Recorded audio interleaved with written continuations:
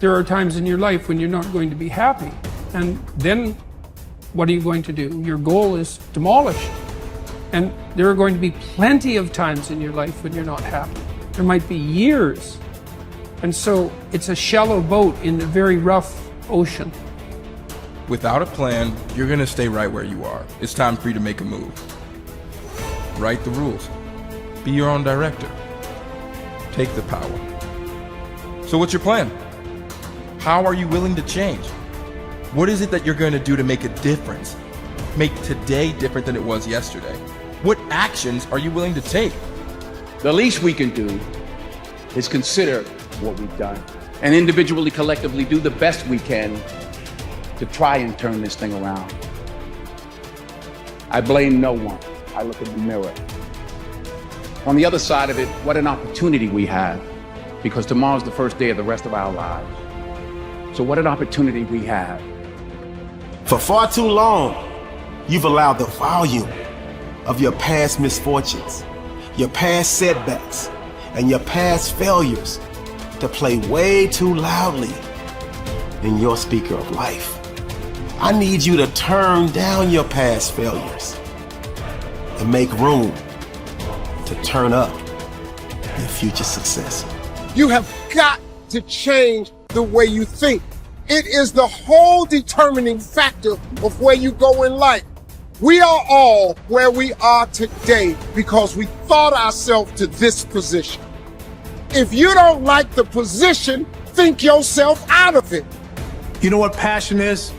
Passion is an emotion. It's an emotion without an action. Passion will get you nowhere. Inner drive will get you nowhere unless you act on it. You have to act on your passion. You have to act on your inner drive. Don't let those feelings stay inside of you. You got to know what to do with them. You got to know how to make them work in order to get what you want. Don't keep it inside. And so embrace the fact that you're going to have to sacrifice and suffer to some extent. Once you've embraced that it's going to happen, it's almost not that bad. Push yourself, get it done, make it happen. Stop looking for external motivation and start building that fire inside of you. Start adding more logs, more petrol to those flames every single day. And when that thing tells you to quit, you look at it in his eye and say, I ain't going nowhere. I will break you before you break me. You will not defeat me. You will not destroy me. You owe it to yourself to feel the pride of knowing you made your life. You didn't get lucky. You worked for it. You sacrificed. When it was hard, you pushed harder. We try so hard in our lives to fit in. We try to fit into certain groups, certain frats, certain sororities, among certain friends. Yet the people we idolize are the ones that stand out. But when you're prepared, there is no fear. There is no fear of failure, okay?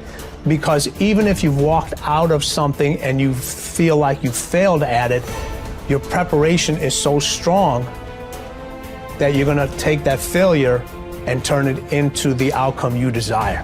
And most people stop at failure, okay? We've all failed at things. I'm going to continue to fail at stuff, right? It's the most powerful tool you can use, but it all depends on how you use it. We talk about it in Relentless, okay? A scalpel, okay? In the hands of an individual, it can do unbelievable damage. In the hands of a professional, of a doctor, it saves lives. So it's the same thing with failure. It's how you use it. It's that drive inside of you, okay? It's what we talk about, the dark side. The dark side is filled with failure, but it's the fuel that burns you like something that's never burned inside you before. Fully mature people accept that their actions have consequences. A fully functioning adult knows that he or she can choose an action, but once the action is taken, both predictable and unpredictable consequences will follow. The true adult accepts that for every cause there will be an effect. For every action, there will be a reaction. You can choose the action before you act, but you cannot choose or control the consequence or reaction afterward. Intelligent adults are very careful about the thoughts they think and the actions that they take. They do not fool themselves or engage in self-delusion. They don't pretend that things might happen differently, nor do they trust to luck. inactions also have consequences. What are called crimes of omission are often more serious to your long-term prospects than the mistakes you make.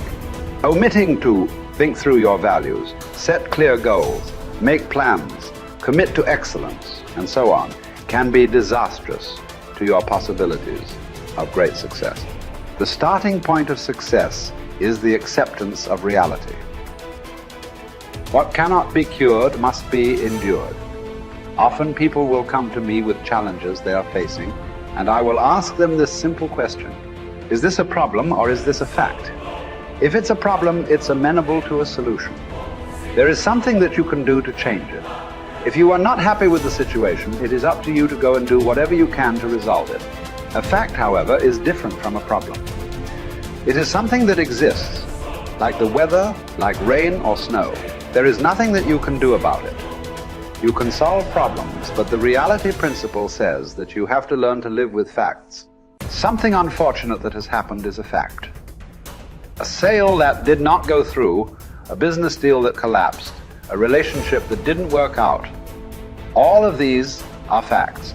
Many people waste an enormous amount of emotional energy struggling with facts when they would be much better off concentrating on doing better in the future.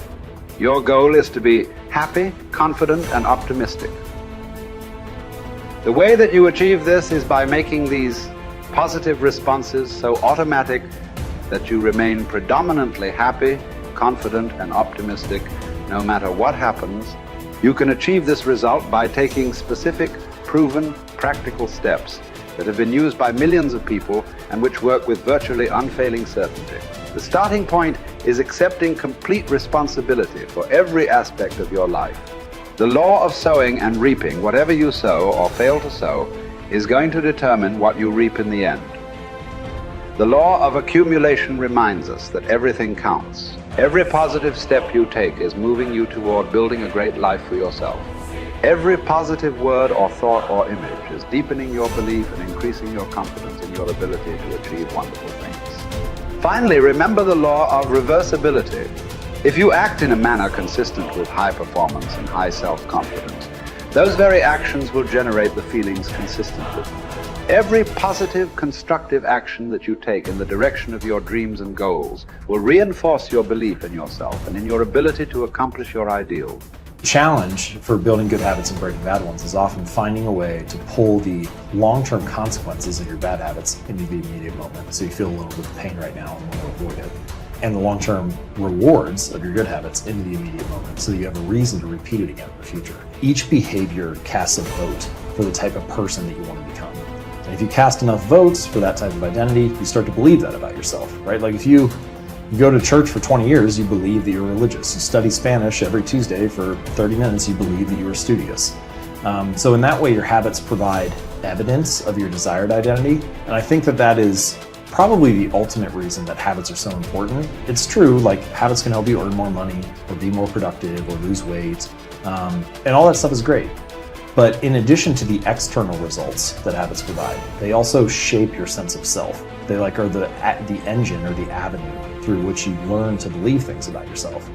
You have to have just one thing in mind: keeping on track, closing out all the noise and the clutter that gets in your way. You've got to identify your target. Let nothing stand in your way. You've got to keep your eye on the target until you've released the arrow. Let nothing capture your attention unless it's in the best interest of your ambition. If you don't keep your mind on what you're doing, if you don't keep focused on the task at hand, it could slip right on by you. Wherever you are, be there. Whatever you're supposed to be doing for the moment, do it. You can't be thinking of everything you have to do at one time, all the time. You have to concentrate on just one thing at a time, one project, one job. You have to take it one task at a time and complete it. Do what you've set out to do. Keep your mind only on that one task. Why? If you don't, you won't accomplish anything. Concentration takes a lot of discipline. It takes a lot of discipline to demand privacy, to keep the do not disturb sign on your door while you're in the middle of an important job. It takes a lot of discipline not to answer the phone every time it rings at home. That's why they make voicemail and answering machines, so you don't have to answer the phone every time it rings. Your family will appreciate an uninterrupted dinner hour. Your night work will get done a whole lot faster. Concentrate on the work at hand and demand of yourself the discipline to stay focused.